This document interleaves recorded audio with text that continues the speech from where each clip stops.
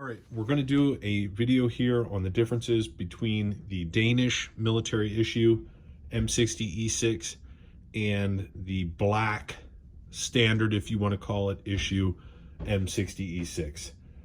There's not a lot of differences, but there are some, and I just wanted to make a video going over what those differences are so that you guys are aware of them if you're shopping for these kits, or just for general knowledge, just to make sure you know what you're talking about and that you're getting the right thing.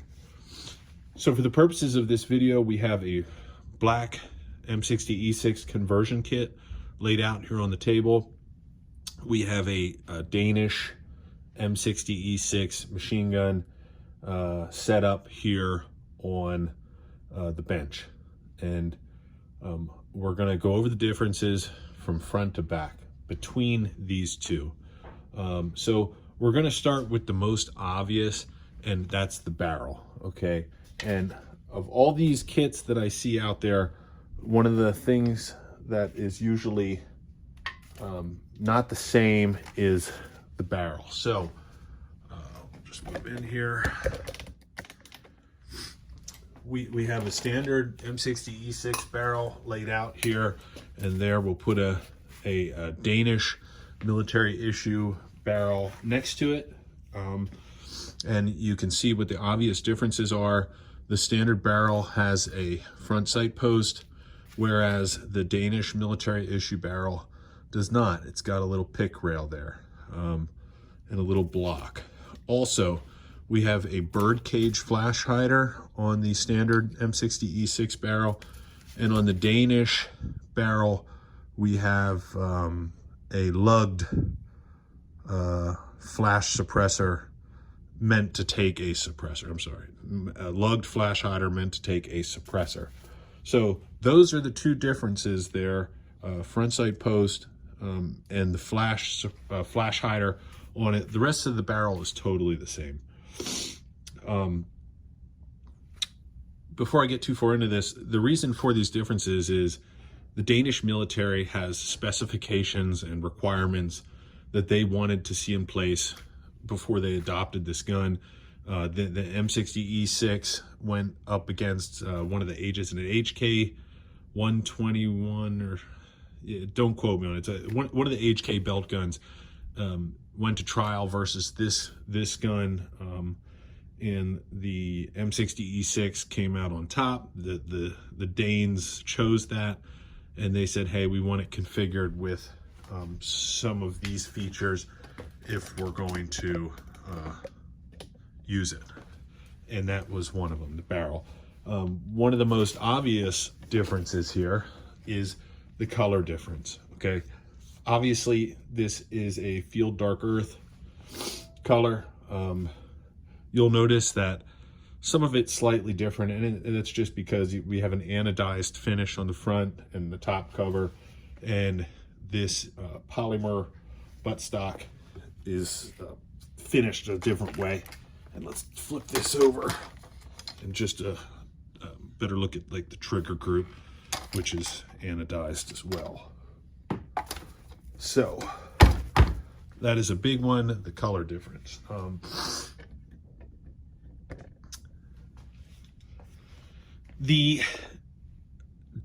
Moving right down the line here, the Danish M60e6 does not use a front sling swivel. Again, requirements of the Danish military. So these black E6 kits always have a sling swivel. The sling swivel sits between, you know, the bipod and the ring from the handguard, right? But on the Danish one, as you can see, there's not enough room to even put a sling swivel in, and that's because they didn't want any play in here. So this ring on the handguard is wider, so you couldn't put a sling swivel in there even if you wanted to. And again, requirement of the Danish military. And why is that, you ask? They have these QD sling attachment points on the bipod. So the black E6 bipod is the same as the Danish one, And I suspect that's why they did not want any sling swivel on there. It's just one more thing to rattle around, and they probably just wouldn't use it. The handguard. So on our Danish issue M60e6 handguard, let's see if I can zoom in here. Might lose a little quality there, but that'll give you a little bit of a better look. This is all billet aluminum. Pick rails on the bottom, pick rails up here on the side, open top, just like the other one, skeletonized for some weight reduction. Whereas the black, get back to one, the black M60e6 handguard is completely different. It is billet aluminum, okay, but it has a heat shield inside here, which the Danish one does not, and it has these plastic grips that are attached to the outside, which are very ergonomic. And this is a great handguard, and I really like it, but it's completely different from the Danish military issue handguard.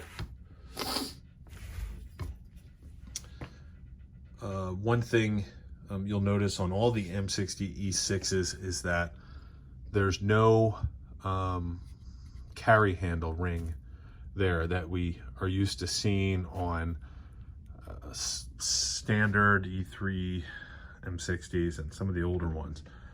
So they didn't want that there, and it helps reduce some weight. There's no rear sight here. The Danish M60e6s, they do not have rear sights. If you want to reference any of this, you can go on Google and just Google Danish military M60e6. You'll get a lot of good photos and videos, and you'll see that none of their guns have rear sights on it. It's obviously user preference here in the United States, but from what I see, most of the black M60e6s out there that people are using, they'll choose to run a rear sight on it, just like that.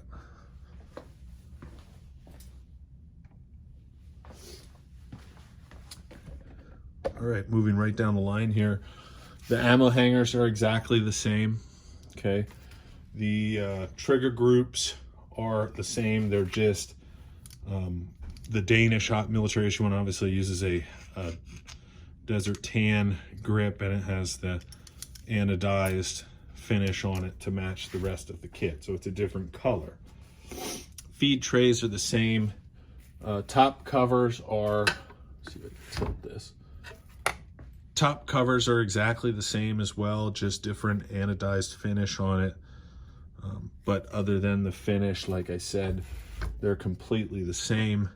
And the buttstocks are exactly the same as well, just different colors. Okay. The thing that we can't see here, the internals, are the black M60e6 has a 2-notch operating rod, and this Danish one has 3 notches. Now, sometimes these new black kits will come with 3-notch op rods, and they may start making that a standard issue for all. But at this moment, as of right now, they come with 2-notch, which there's nothing wrong with that, and these come with 3-notch. The Danish military just wanted a little bit of a extra sear catch in there, and why not, right? There's room enough on the op rod for it, so why not? So the rest of these components are all the same, other than what we went over in this video. You know, the drive rod spring, charging handle, feed tray, the bolt. The bolts are the same for both of them, and those are all the differences between the two. These Danish kits are just so hard to find. They've always been very hard to find. You know, obviously they're being made for military purposes, for the Danish military right now, and I suspect, you know, anything that you know we're able to get our hands on out there is just contract overrun or surplus or whatever. Very tough to find and very high demand. But those are the differences. As far as preference goes, what is my preference? Well, I like them both. I have one of each of them, and